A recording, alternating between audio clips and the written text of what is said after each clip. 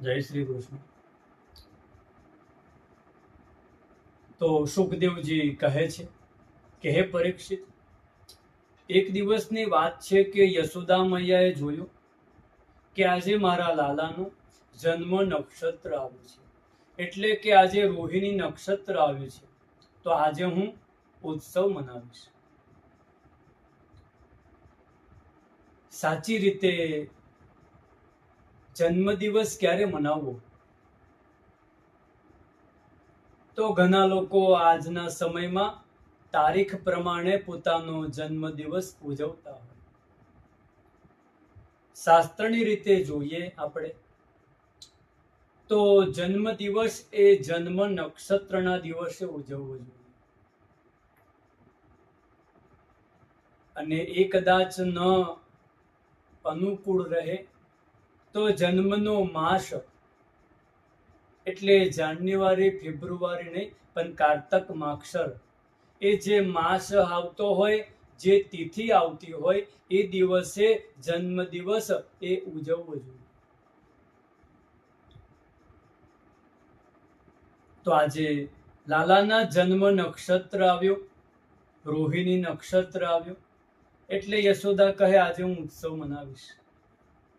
એટલે મૈયાએ લાલાને ઉત્તમ મંગલ સ્નાન કરાવ્યું છે, સુંદર શણગાર પણ કર્યા, અને લાલાને પારણામાં પોઢાડ્યો.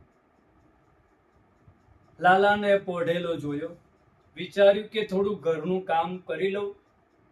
આવો હજુ વિચાર જ કરે છે અને યશોદાજી ઊભા થયા તો જોયું કે લાલાએ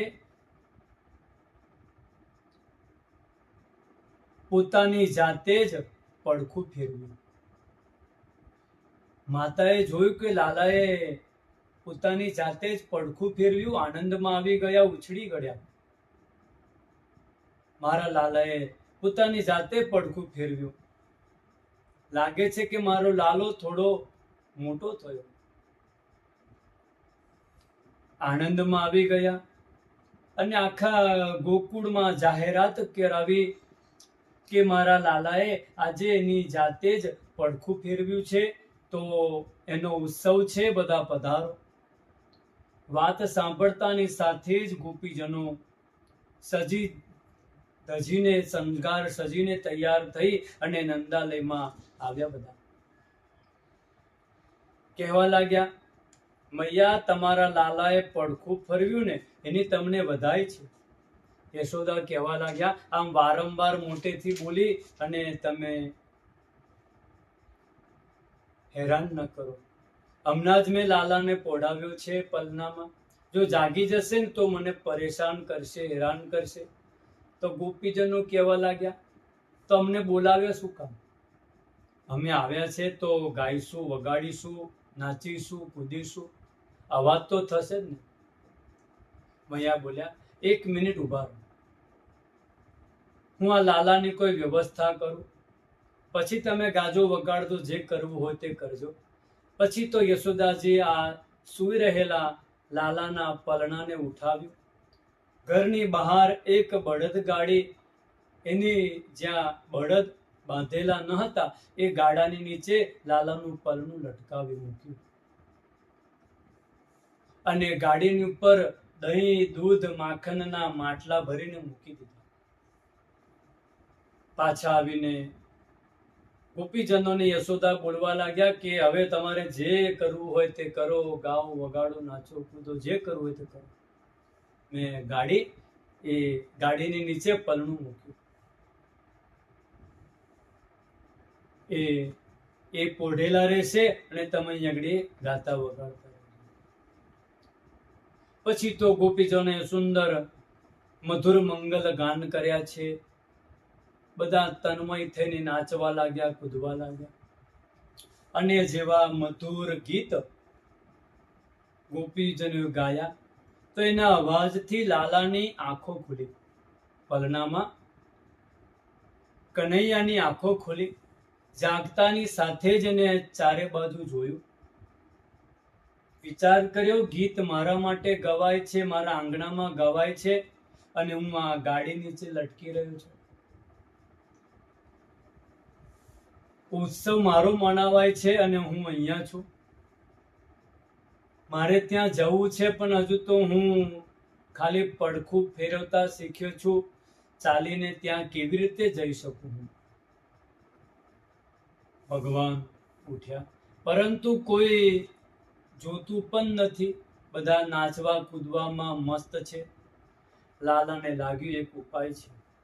જો હું મોટેથી રડવાની શરૂઆત કરું ને તો મારો અવાજ સાંભળશે તો મને કોઈ આવીને લઈને અંદર જશે. અને આવો વિચાર કરી અને લાલાએ મોટેથી રડવાની શરૂઆત કરી. એમ પણ બાલાનામ રોદનમ બલમ. નાનું બાળક રડવાની શરૂઆત કરે ને તેના માતા પિતા એને આપવી જ પડે એ વસ્તુ. આજે રડવાની શરૂઆત કરી. ઔત્થાનિકોત્સુક્ય મના મનસ્વિની સમાગતાન પૂજયતિ વ્રજૌકશઃ નૈવા શૃણોદ્વૈ રુદિતં સુતસ્ય સા રુદંસ્તનાર્થી ચરણાભુદક્ષિપા. નૈવા શૃણોત. લાલાએ મોટેથી રડવાની શરૂઆત કરી છે અને હાથ પગ ઉછાળવા લાગ્યા. ચરણાબુદક ક્ષિપત. પરંતુ નૈવા શૃણુત, કોઈએ સાંભળ્યું નથી. ભગવાનને ખોટું લાગ્યું કે વિચાર્યા વૈકુંઠ છોડીને અહીં આવ્યો છું ભક્તો માટે અને અહીં એકલો રુદન કરું છું. કોઈ જોતું પણ નથી. અને મહારાજ પાછા ગીત ગાઈ રહ્યા છે. ઉત્સવ મારો જ મનાવી રહ્યા છે અને હું જ રુદન કરું છું. આમ રડતા રડતા ઉપર જોયું તો શકટાસુર મામા એ પણ પ્રહાર કરવાની તૈયારીમાં જ છે. કંસે શકટાસુરને મોકલેલો કે જાઓ, તો એ પ્રહાર કરવાની તૈયારી કરીને જ બેઠા છે. તો રડતા કનૈયાએ પોતાના ચરણની એવી તો ઠોકર મારી, પ્રહાર કર્યો કે આખી ગાડી એ આકાશમાં ઉડી ગઈ. શકટાસુર મામા પણ ગોવિંદાય નમો નમઃ. મોટો અવાજ થયો. શકટાસુરનો પણ ઉદ્ધાર કર્યો. અવાજ થયો. બધા તૂટેલી ગાડી જોઈ દોડતા દોડતા બધા ત્યાં આવ્યા. લાલાનું પલણું જોયું તો દોડતા બધા આવ્યા. લાલાને યશોદાએ લઈ લીધો, ખોળામાં લીધો. અને ખોળામાં આવેલા લાલાને હસતો જોયો. માતા સમજી ગયા કે સમજ્યા અને એમને શ્વાસમાં શ્વાસ આવ્યો કે મારો લાલો તો બરાબર છે. મારા લાલાની ભગવાન નારાયણે રક્ષા કરી.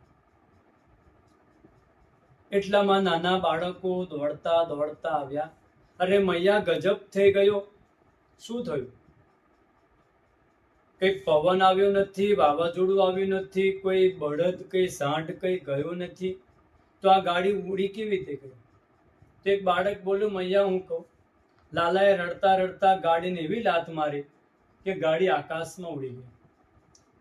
મૈયા કહે, તમે ભાનમાં તો છો ને?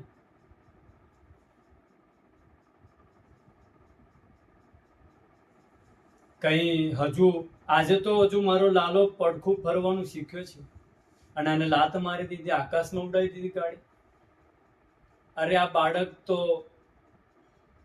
બાળક કહેવા લાગ્યા કે માં, હું તમારી સોગંદ ખાઈને કહું છું કે મારી આંખથી મેં જોયું છે.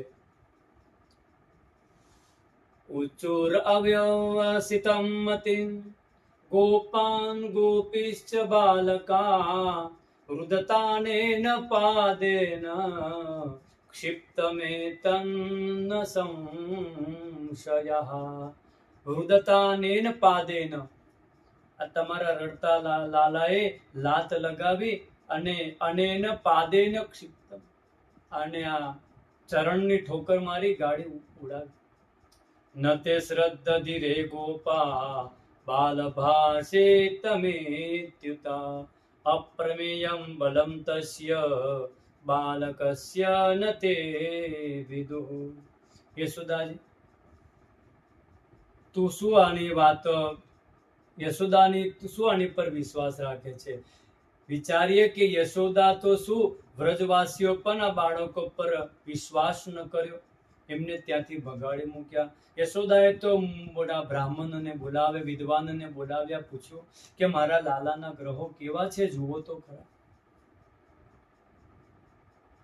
તો બ્રાહ્મણો કહે, ગભરાશો નહીં, આ તમારો લાલો એ બધાનો ગ્રહ થઈને આવે છે. અમારો આશીર્વાદ છે કે આનું કોઈ કશું બગાડી શકવાનું નથી. આવા ઉત્તમ આશીર્વાદ આપી બ્રાહ્મણો ગયા.